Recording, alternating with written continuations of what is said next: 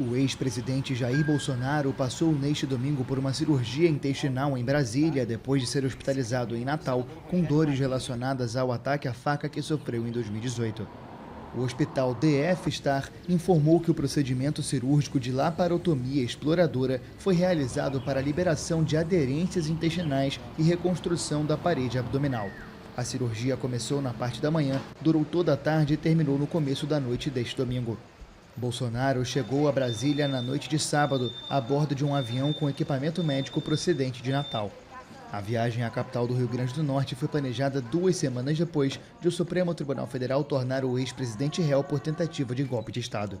Até sábado, a decisão sobre a necessidade da cirurgia não tinha sido tomada, ainda que o próprio Bolsonaro tenha classificado a operação como provável.